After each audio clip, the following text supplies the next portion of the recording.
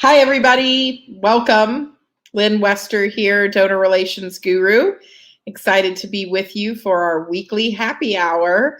I'm so excited for you all to join us today and post your comments, your questions. Excited to be here with you today, as always, and see how you're doing this Wednesday. So we are live taking your questions. We are live talking about fundraising, kind of what's happening in the world of fundraising, what's going on in your world as well. So excited to be here with you. Welcome on board and excited to have you with us. So welcome. And I can't wait to hear your fundraising questions, see what's going on in your world, and talk all things fundraising and donor relations, and hear about what's happening in your local community. Hi, Julie. Hi, team. For those of you who took some vacation, hi, Matt. Did you guys do a staycation? Did you do some traveling? Where have you been recently? What's going on in your world? What's something you did that's sort of vacation-y, even if you didn't take a big trip? Did you do a staycation? What did you do this summer for yourselves? Some of you are dealing with some really hot weather. Okay, Katie went to the Outer Banks, to OBX, and had some beach time, it sounds like. Good for you, Katie. What have you guys been doing with yourselves this summer to get away from the office, to have some relief from the workload? And what has that looked like for you this year? So would love to hear from you. Would love to know what you're doing to get out of the office this summer, out of your normal rigmarole and, kind of weekly schedule. So would love to hear about it. Ooh, Jess has been weekends at the lake. Sharon has been camping in a rented RV. Love that. Love the RV life. I have a friend who is traveling the country in an Airstream by herself. I love that. Ashley said she's been doing some afternoon boating. I've been doing some afternoon swimming. Jocelyn said she's been getting ready to go to South Carolina. Ooh, are you going to the beach? Are you going to the city? We've got a road trip to Colorado from someone. Nikki's doing a local vacay. I think a lot of people are staying more regional or local than they used to. I hear that the national parks are big and busy these days. So if you're headed to a national or state park, I hear they're super swamped with lots of people. So would love to hear about your adventures. Did you hit anything in the RV? I mean, I can't imagine driving one of those. It's got to be quite the adventure. So okay, so what's going on in your fundraising life? What do we want to talk about? You're going to Pawleys Island, always a lovely place. Nikki's going somewhere I can't pronounce, so that's fantastic to see horses. Have a lot of horse fans in my life. Sarah's daughter is a horse fan. Ashley's a horse fan, so we have lots of horse people out there, so that makes sense. What's going on in your fundraising life? What do you have questions about? What are you here to chat about? Or are you just here to, hang out with the other friends of ours? Just let us know. So yeah, just let us know. What's new in fundraising life? A lot of you have a new fiscal year. Some of you are still ending your fiscal year.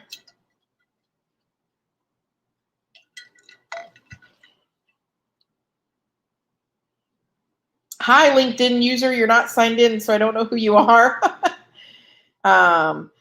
Okay, Nikki says fun with a capital F-U-N-N. Oh, F-U-N. Get it? Our new VP wants more fun stuff. More fun stuff for donors, for staff. What does your VP want more fun stuff about? I'm like curious because I know you're at Swarthmore, right? Um, I'm just curious. What kind of fund do they want there for donors? Okay, fastest. Peggy says fastest cutoff in fiscal year turnover in decades. I agree that. I agree with that because we're working remote. I think it's a lot, just a lot more digital. Fun stuff for donors. Well, let's see. I would think about lifelong learning. I would think about maybe something they could do with their family, Nikki. I would think about something around traditions. Let's see, what other fun? Are there fun summer recipes? Is there a scavenger hunt? Could you do a virtual scavenger hunt? That sounds like fun. Photography competition. Ooh, anything with dogs or animals. So could you have a animal spirit competition? Something along those lines, maybe? No? Curious? So just something along those lines, just thinking out loud, right? So I'll think of some other fun things other than getting drunk on a boat, which always sounds fun to me. Amanda, any unique ideas you've seen for hybrid scholarship donor student dinners going forward? So it's so interesting, Amanda. I did a whole webinar last week on events coming out of COVID. So I hope you got to see that. If you didn't, we have the recording available. Shameless plug. Excuse me, I'm not bored. Again, I have oxygenation problems. I think that the donor student scholar event is something that's going to be changing dramatically now and in the future, both with power dynamics and with locational.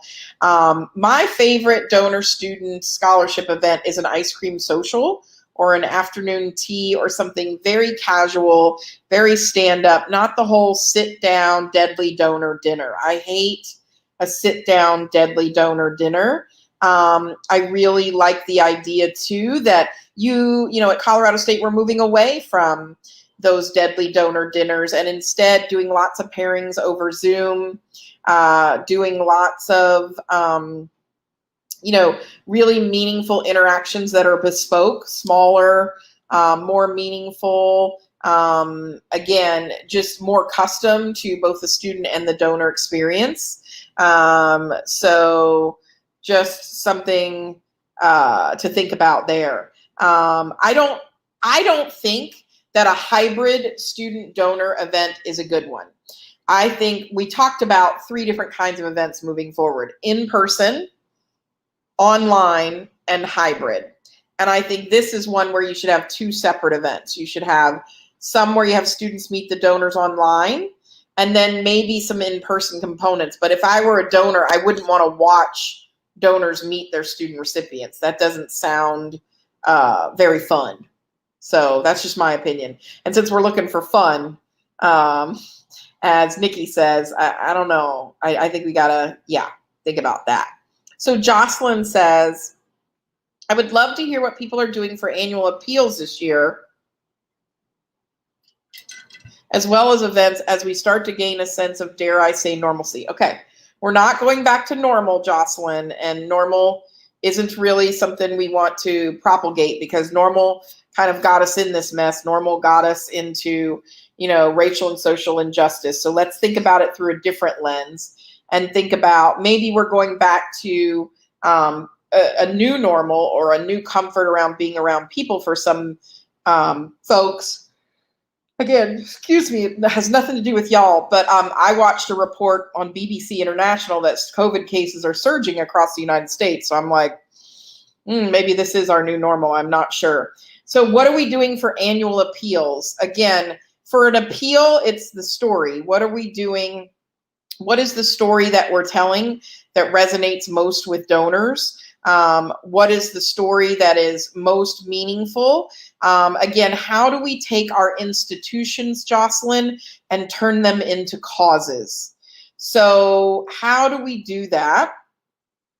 How do we make sure that our donors know that their gift matters, both in the micro and in the macro version of this? I think that the other thing we have to think about getting out of the habit of maybe is, instead of calling it an annual appeal, we need, and making sure that, or making an appeal that is for everybody. To me, that's a lot like conference or buffet food.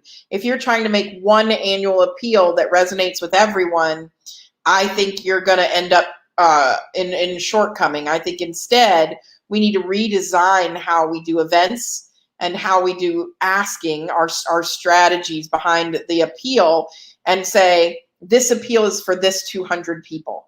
This appeal is for this 300 people. This appeal is for this 50 people, and start doing micro segmentation based on donor behavior and area of interest or affinity, not based on college, school, or unit that they went to, and we really, the ideal, the one thing that we've been doing a lot with one of my clients is anniversary appeals.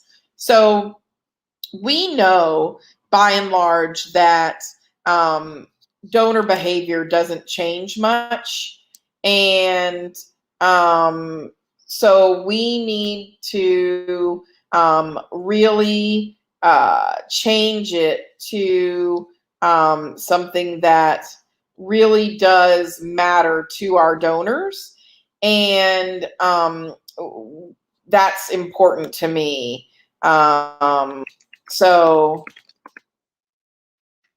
it's really something to think about for us. It's also kind of to be mindful about our organization. We need to start targeting things to people that matters, this anniversary idea. So we can't change donor behavior much. So if every year I give to you in November, then you should solicit me in October, November, and December, right? You soliciting me in April isn't going to move my giving to twice a year. Maybe you might encourage me to move my giving to monthly, but again, we need to be realistic about that. So just something to think about. So just being mindful. Okay. Melanie, we had a number of people submit dog photos, cute, for our fans in the stands last semester. I'm trying to think of some fun ways to use those cutouts in the upcoming semester, such as sending them to classes, helping out at community cleanup efforts, football games, board of trustee meetings. The other thing would just be mood booster rooms. So my friend was traveling through the Pittsburgh airport today, and he works at a nonprofit aimed at people with IDD, intellectual disabilities. And in the Pittsburgh airport, they actually have like a quiet room. And if you're like overstimulated, if you just need a moment of quiet, maybe you're having a great day or having a grieving day, they have this quiet room. And I thought, gosh, I can't tell you sometimes how I've been out in public or been somewhere and I just needed, like, in the airports, one of my favorite things is after you go through security, they have the recombobulation station. Those are cute. So could you have a whole room? And I would have a room and I would set up all the doggo fans in the stands printouts, and I would surprise students by having them roll back a curtain or open a door and see a room full of doggos. That would be hilarious. And then maybe puppies run out or something magical like that. I don't know. I'm here for all the puppy love. So again, just, being genuine about that. I think the dogs need to have time in the cafeteria. Do you have a pool? They could lay out next to the pool. I think they might need to work out at the gym. So you might need some fitness activities for them. But I would have them doing all the things that students do as well. So would be fun. It would be fun for each trustee to kind of sit there with a dog. I don't know. I could go on for days about crazy things I would do with cardboard cutouts, but you probably don't want to hear that. Jocelyn says, love the microsegmentation idea. Are folks still mailing or doing electronic communications either via email or video? Jocelyn, I'm a big fan of multi-channeled approach, with the caveat that people are creatures of habit, just like I said before. So if I'm a digital donor and I'm only ever given to you online, the fact that you think I'm going to write a check if you mail me something is quite comical. However, if you send me a really nice self-mailer or postcard with a link to your giving site on it, direct mail can work for me, and it has worked for me. So I'm going to pitch to you this idea, and then you noodle on it, and maybe we can get other people to noodle on this. So for my folks in the United States especially, because in other countries this doesn't happen, but you schedule a doctor's appointment, just a regular old doctor's appointment. You're not, there's no bleeding, there's no gore. You're just going to the doctor to find out how unhealthy you are that day, otherwise known as like a physical or something. You go to the doctor, you pay your copay, the insurance comes through and it pays whatever ridiculous charge is going to be there. And then inevitably your doctor's office sends you an envelope in the mail in a window to envelope, and it's a bill. And it's usually a bill for something like $3.24 or $11.08 or $2.14. It's just always a random stupid amount. You don't know why your copay didn't cover it. You go to this appointment, anyway. So every single one of you that's in this live right now gets that envelope in the mail. It comes with a business reply envelope. It has a link to pay online, where you can go to the portal and pay online. It has a phone number there. You can also rip off the bottom part, put your credit card or enclose a check and mail it back. I want each and every one of you to type in the comments what you do when you receive that bill, because I'm going to also give you what I do when I receive that bill, because I'm a horrible human being. But what do you do when you receive that doctor's office leftover bill? How do you pay it? How do you pay it in your normal life? What do you like? What does that do?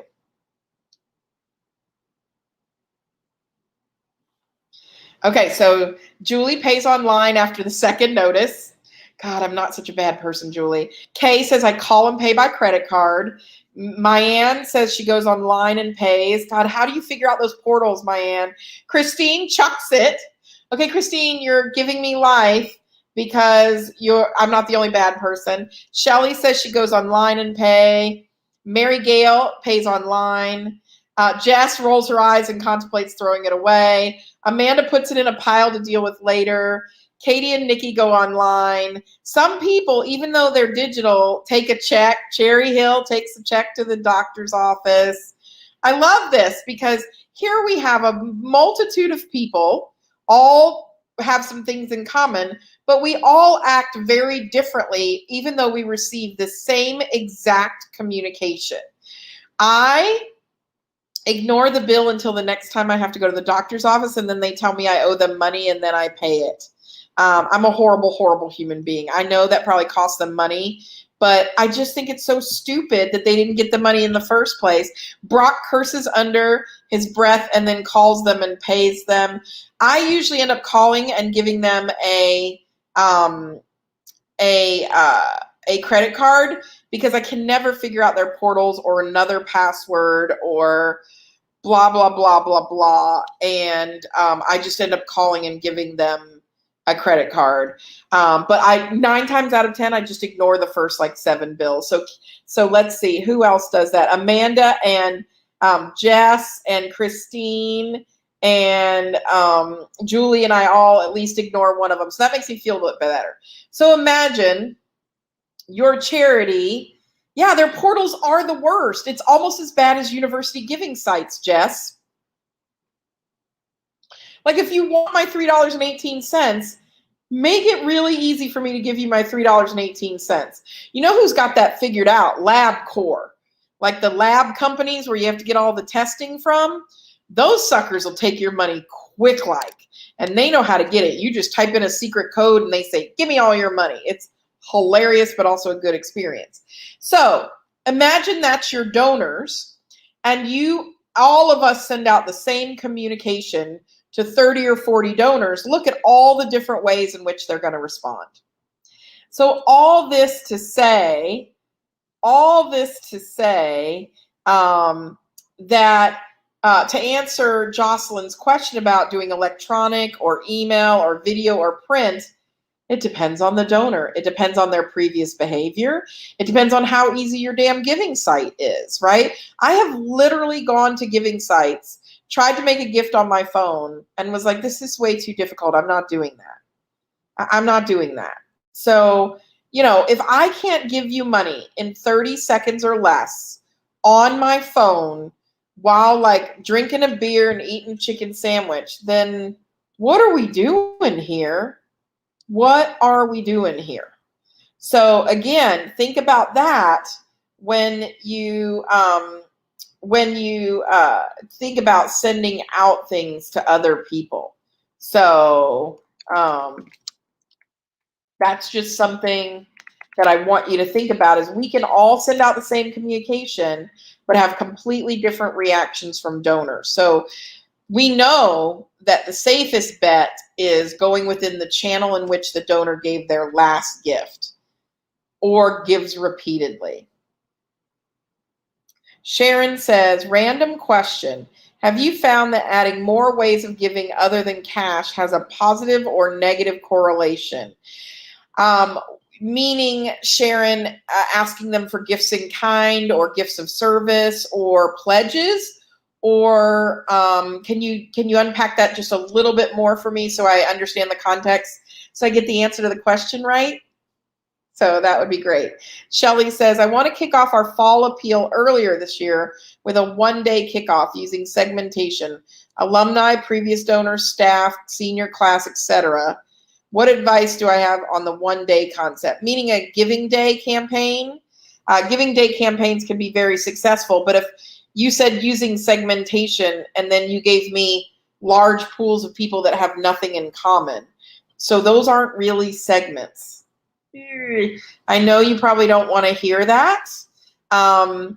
Shelly, like you probably are like, that's really mean, but alumni is way too big of a group to be called a segment. A segment is alumni who gave online 2 scholarships who are of the classes X through X. Segments, like think about a pie, right? Think about a pie. Do you want a slice or a segment? Or think about an orange, right? We think our segments are these big, massive things like donors. That's not a segment. That's a population of people, right?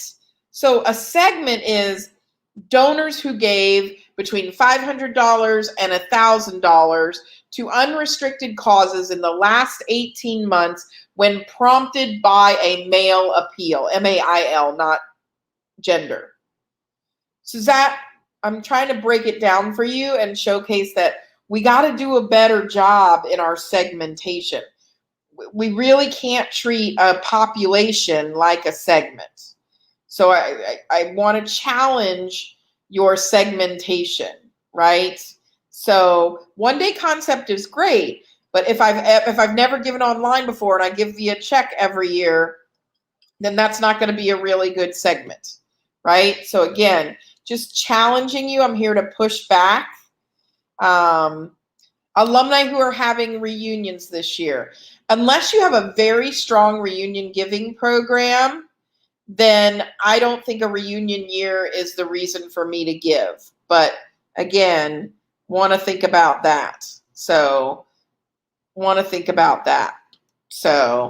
yay, Kevin, welcome. I'm glad your campaign finale gifts are out. You can join us anytime.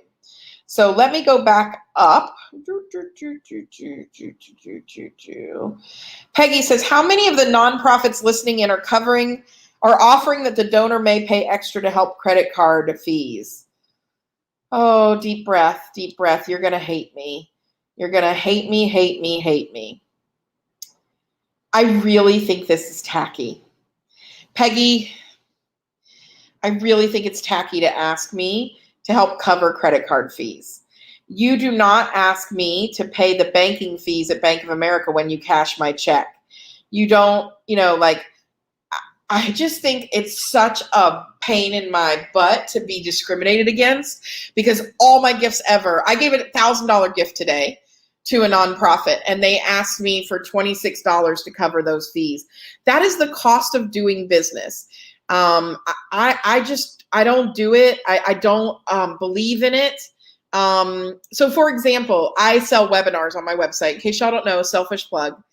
Imagine if I said, you guys have to pay $50 for the webinar and then $2.16 for a processing fee, because you all are buying the webinar online. And as a small business owner, I'm not paying those fees. You're going to have to pay them. Why don't I just charge you $55, right? And so I think it's very important for you to absorb that. It's the cost of doing business. There's so many other things that are the cost of doing business that we don't ask to pass on to donors. I understand that many donors do cover those transaction fees. I'm strongly against asking them to do it. So I don't doubt that you're on my side and you agree with me. But if you are doing it, think about the message that sends to the nonprofit. Like, I don't know, and to the donor. It just feels so chintzy to me. And like, I understand overhead is hard, and I understand, but I would also say I don't have a checkbook, but if I did, what I would write a check for and what would be much lower than what I gave on my credit card. And I do understand also that American Express has more fees, but I gave my gift online today on American Express because of miles. I don't show that quickly. Miles. And so I want my American Express. So if you're not taking American Express, you're probably never going to get a big gift from me, because my Visa's over there somewhere and I don't have the number memorized. So again, we have to accommodate successful people, have American Express. So we got to think about that too as well. So Jess asked, what are my thoughts about texting the donors and ask? Our email open rate is 21%, and I'm trying to think through. Text is a communication channel, Jess, just like chat is. And so I have had great success recently with Giving Day texting campaigns. But here's the thing. You have to text me other times in the year, not just when you want money from me.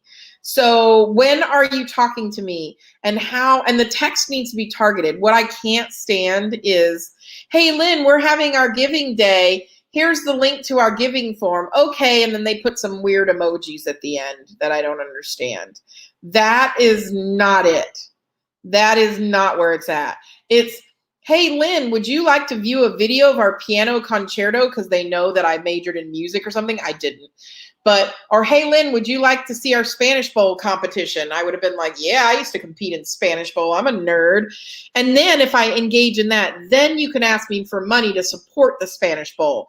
But it's not just, hey, lady, how about some money, right? Like, why don't you just post your Venmo handle and be done with it like it's on SportsCenter or something? Like, I think text can be very effective. We have high text rates. We have high interactivity rates, and they do lead to gifts, but it's got to be conversational first. Mongoose is the platform that my friends and clients are using a lot, and they're really happy with it. So, yep, just some good, just passing on some advice, Jess. Good question. Bailey asked, what are some unique digital thank you pieces? Go to my website. We also do Donor Relations Guru Heroes all the time. So there's tons of those out there. Okay, Sharon says, to elaborate, programs where they can donate goods and then we get a check donating a car. No, Sharon, I think that distracts from your primary focus, which is the giving form is there to process gifts. So you don't want to distract them with all the other ways they can give. That's for your giving website, but not on your form. Don't distract. Again, I think of a giving form like Vegas. I know. If you've never been to Vegas, they try to keep you gambling as long as possible. So they don't want you to get up and go to the bathroom. They don't want you to have to get up and go to get a drink. They bring the drinks to you. They don't put clocks anywhere. You don't know what time, day or night it is. You literally lose all sense of, they don't let you have your phone out. Like if you're gambling at a table, you can't have your phone out. You got to look at a watch or something. Same at Disney. We are trying to keep you in an environment at Disney. I'm trying to do the same thing when you're giving online. I don't want to distract you with all the other things you could do.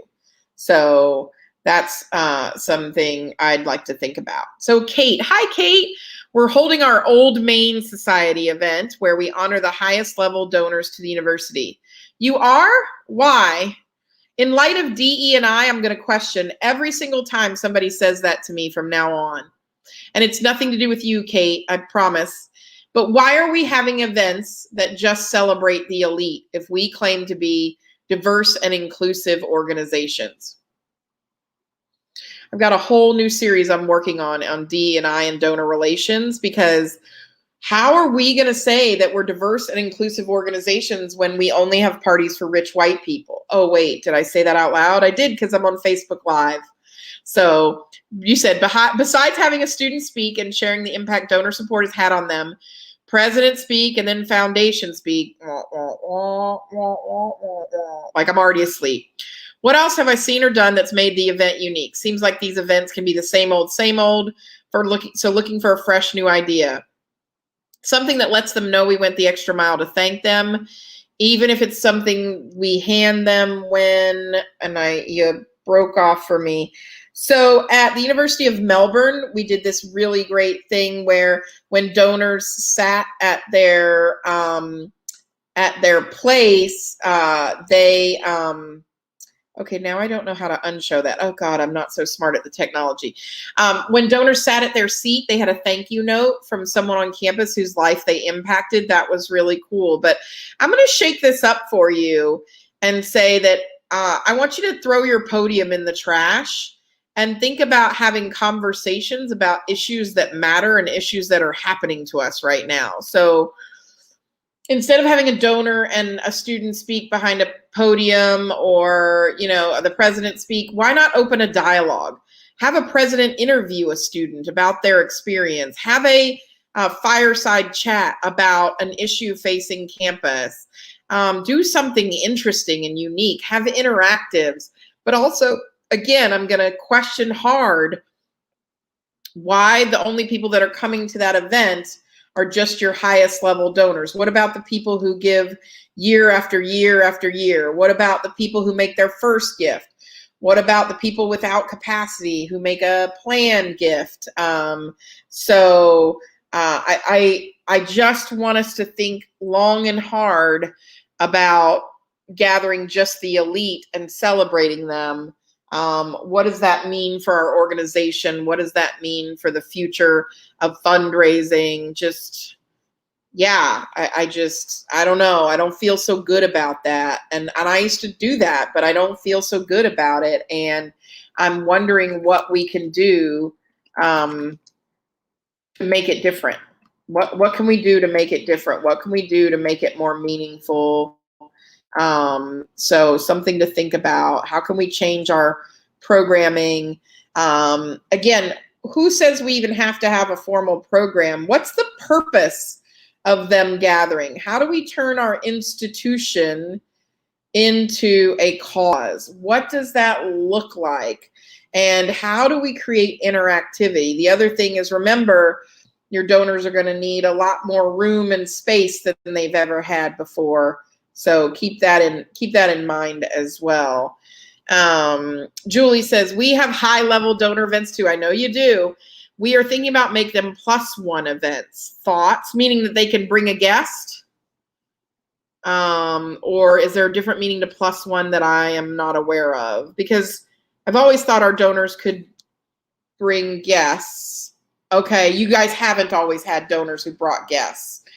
I mean, I would think that's the whole purpose of having those kind of events, right? And is to have people who are aspirants to the next group up or to influence them. So something to think about there. And Julie, again, I know that, every organization is different, and, everybody has their customs and their cultures, and we're all working. +1 meaning more than just a couple. Now that's strategic. That is strategic, because ideally your events should be so good that they want to bring someone. Now, what that's going to require from your organization is not gathering just people who've given at a certain amount. And again, I'm not just challenging this because of diversity and inclusion, but let's think about it this way. Okay. Everybody come on the journey with me because we're in happy hour and I don't know, I'm feeling super spicy today. So like I'm thinking about having Indian food for dinner. Like I'm feeling super spicy today. Not that I can eat spicy food, but Indian's spicy, even though I get it. Okay, I'll be quiet. So we have a room full of $1 million and up donors. And they're all fancy and we've got our fancy things. But we've got Bob the $1 million donor, and we've got Jane, the $1 million donor. Bob gave his $1 million to athletics so that he could have access to the suite, or Bob gave his $1 million to the rowing team so they could have new shells and be fancy. And Jane gave her money to the art gallery, and Jane gave her money to art internships, and she also endowed the curatorship at your on-campus art gallery. What do Bob and Jane have in common other than A, the ability to give $1 million, and B, that they both gave to the same place? And Julie, I'm only pushing back on you because we're friends, but what do they have in common other than they're rich? They probably look alike, Bob and Jane. They probably both had work done. Just joking. But what do they have in common other than giving amount and organization they gave to? And all of you other than Julie can chime in here. They're rich and they gave to your organization. That's it.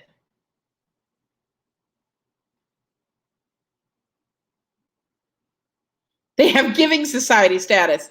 Yes, which that and a Blockbuster card will get you a new VHS tape every Friday, right? Just joking, but you know what I mean. So they're all in the same giving society. Why? Because they gave that amount. They have rich friends, Christine says. We hope. You never know. They may be slumming it with us nonprofit employees. Just kidding. They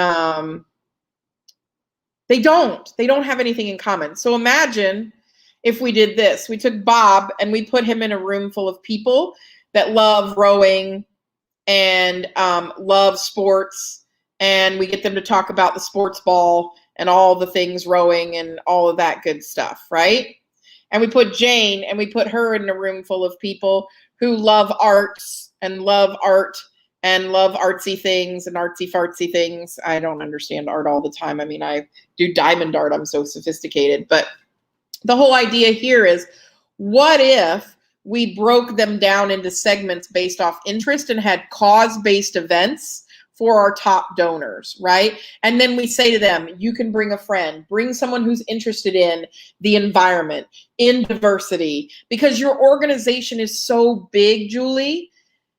And most of our universities, because she works at a university, so it'd be different if, hold that thought. I'm going to put a pin in that and come back to it. Bob and Julie both love the place they give, but they love it for very different reasons, right? So let's invite them and their rich friends to things that they have in common. Like here's Jane and all her arts of arts friends, right? And here's Bob and all his sporty sport friends, right?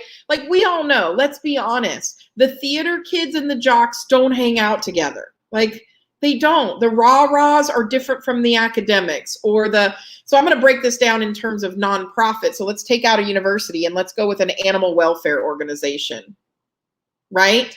So I've got an animal welfare organization. We've got dog people.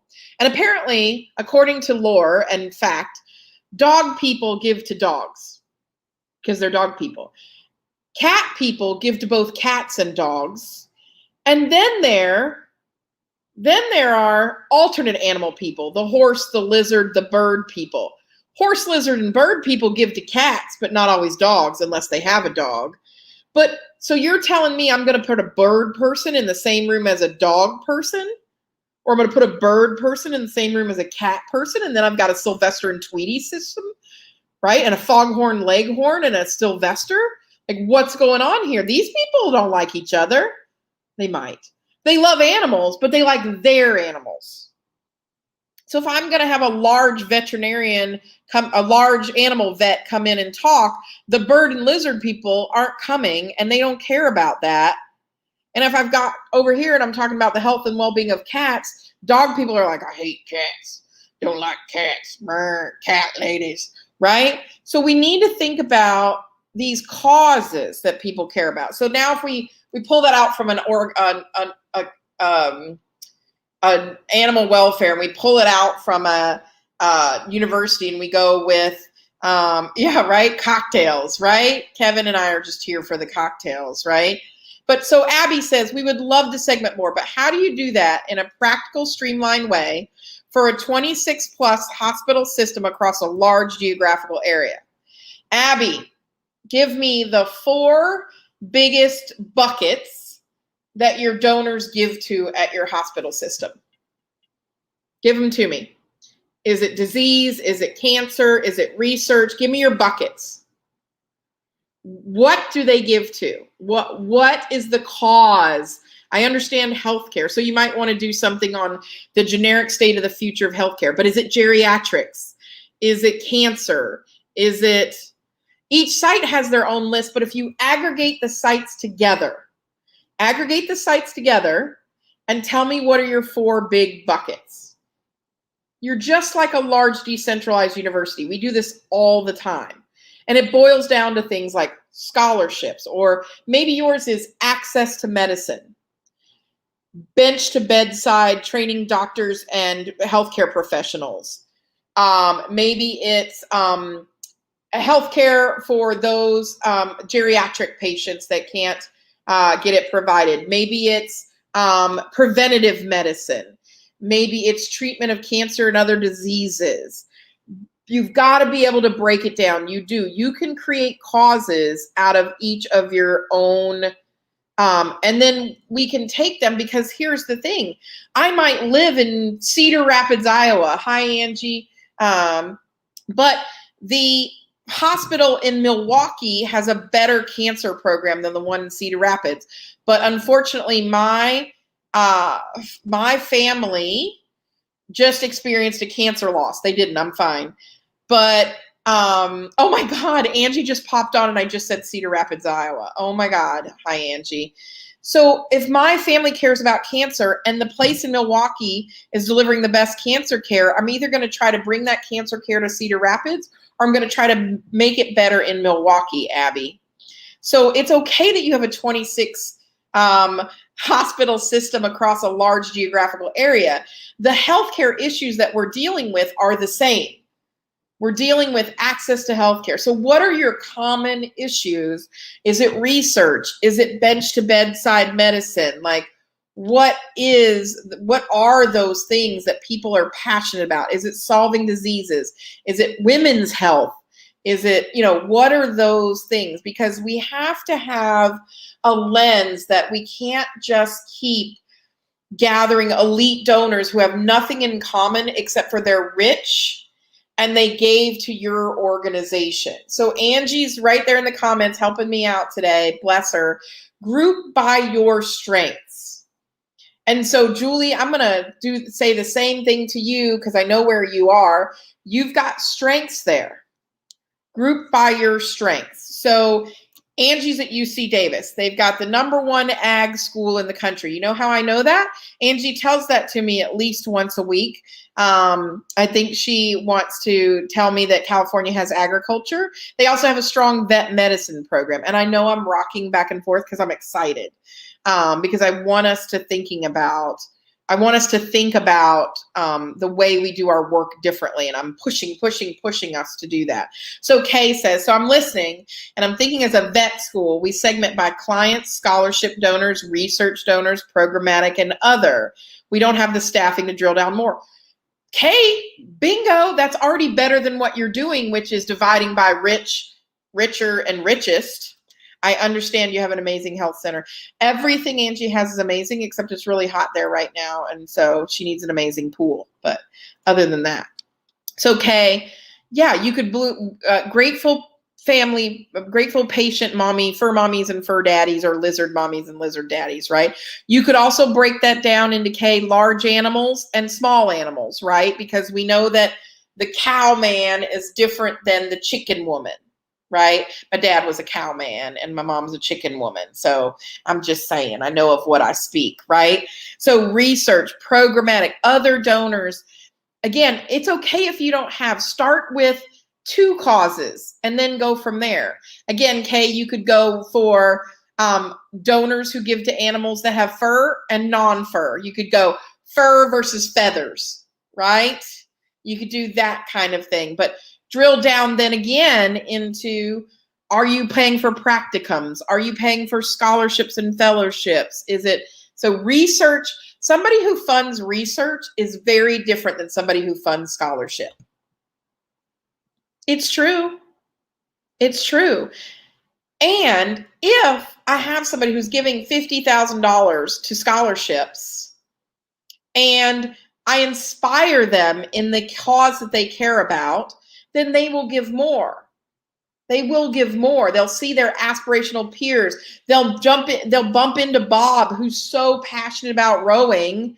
Then they're like, I too love rowing. I am a sports McSporterson person. I like the sports ball and I want to support athletics. We just haven't tapped into the thing that will open up their giving more. We just haven't tapped into it yet, right? So we have to think about how we can tap into their passion, not play to their level. We don't need to think just about elitism. Now, do I want a $10 donor in the same room as a $1 million donor? Maybe. If they've given $10 a month for 25 years, that's a good person having a planned giving room, right? But why would I not have a planned giving donor in there too? So again, I just think looking at this under an inclusive lens, we have to do better. And we have to think about how we can provide immersive donor experiences for people, not just, okay, we're gathering all the people that give this amount. Okay, amount is one thing, but honestly, it's the most shallow thing. It just means that they have capacity. And I can tell you that I've met donors. I am a donor who doesn't have $1 million to give, and I'm far more passionate and I'm far more dedicated to the cause than sometimes people with big capacity. And I may have capacity later in my life, or I have planned giving capacity, or as happened with me in an organization, if they tell me what their needs are and I experience their needs, I'll go out and raise that capacity and find it and stretch myself to give more. So I want you to all keep your minds. And I know you're fighting against giving societies and the way we've always done it, and leadership who says, let's do a rich people address, rich people roundup. Do you know what I mean? And so, we can do that. We can do that, but it's not going to be as valuable as putting people together that are passionate about the same thing. That's my thought. You rocking back and forth too? Oh, good. Again, I think there's no better time than now, right? No better time than now for us to rethink the work that we do. No better time. We're full of excuses for change. The pandemic, we don't need to go back to normal, quote unquote. We've got diversity, equity, and inclusion. And if we're really going to be committed to that, then we have to behave differently, right? We have to recognize donors behave differently. We have to gather them differently. All of that good stuff.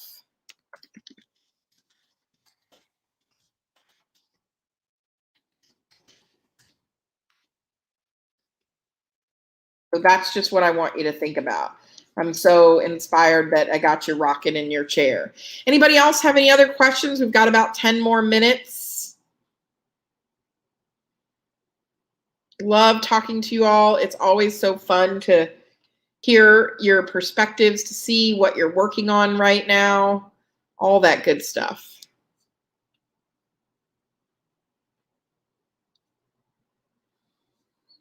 Oh, Kevin's giving new recognition society logos to management. People get hung up on logos all the time. Bless it. It's just, it causes me, we get hung up on the things. Hopefully it'll go smoothly and easily for you, Kevin, but gosh, do we get hung up on the things that don't matter sometimes. But as long as it's consistent, as long as it's, meaningful, hopefully it'll go well for your donor. So hopefully it'll be nice and easy. So, okay, Holly says, ideas of what to do when an important donor passes away beyond the dean's or chancellor's condolences to the family. So Holly, this is a great question. Yay, Karen, for dumping societies. I think a lot of us are going to be dumping our societies soon. So I'm most of my clients and I are getting rid of ours or consolidating. So Holly, and when an important donor passes away, so the first thing that we need to think about is what is their relationship to the organization. It sounds like you're at a university, so we're talking about who is the closest person to them. So I usually go through a checklist kind of in my brain. Who is the person that they need to hear from on behalf of the organization? Should someone from the organization represent the organization if there's going to be an in-person internment? So when I worked at Yeshiva University, when you're Jewish, you sit Shiva. You don't have funerals. You sit Shiva for 8 days, 7 days, nights. It's a long thing. Anyway, you sit Shiva. And for important donors, we always had someone at the Shiva the whole time. Like they had a whole Shiva team. And I'm not making light of it. Like it was a very serious thing to always be there. One of the things that we think about is, is it appropriate to send flowers, or have they put in the obituary, don't send flowers?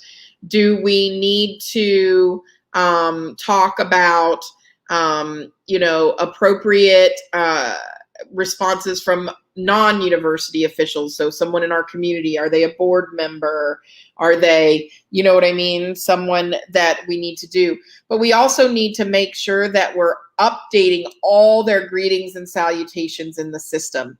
So if they have a surviving spouse, surviving family members, it's really important that we no longer send mail to the person who died as much as we can. We also want to make sure that we're keeping the family members close if we have those kinds of relationships. The other important thing to do is to give space. So when my friends are hurting, I don't give space until I tell them, if you need space, you need to tell me.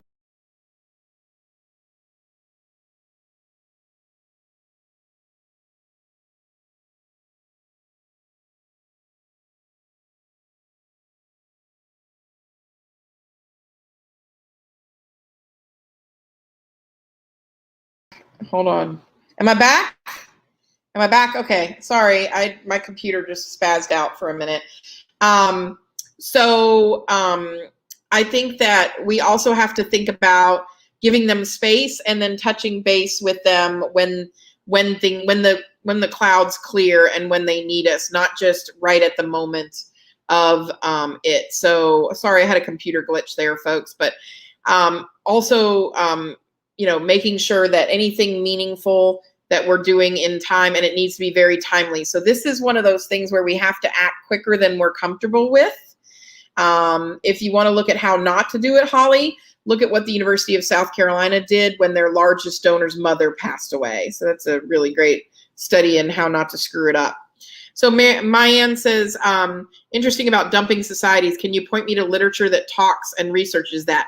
Penelope Burke has been talking about that for a while. I've been talking about it for a while. 83% of donors, I think, no longer care about giving societies. It doesn't make an impact on their giving. If you want to have a more diverse and inclusive future, giving societies are not the way to go. If you want a female donor base, They tend not to care about giving societies. Giving societies are for comparative and competitive reasons, and that's not how women give. Like, we have a lot of blogs and literature out there about that, and we also are going to be doing a webinar, I know, this year. I'm sure Ashley will find it somewhere if I just say it out loud 3 times. I'm sure Ashley will find it somewhere and post a link to it, because she's my miracle genie in a bottle. But yeah. So they're just waning, just like a lot of other things have waned. And again, trends come and go. If you're going to invest in them and you're going to use them smartly, they're a great investment.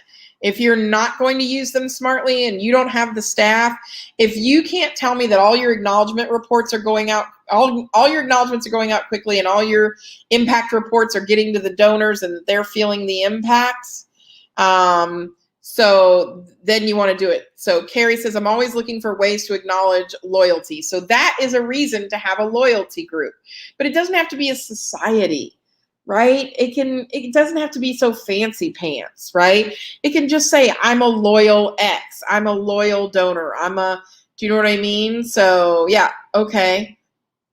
So Ashley, you put our October webinar and then you pasted the same link from the Darla Moore story. So if you could just update the link, babe, that would be awesome. Sorry.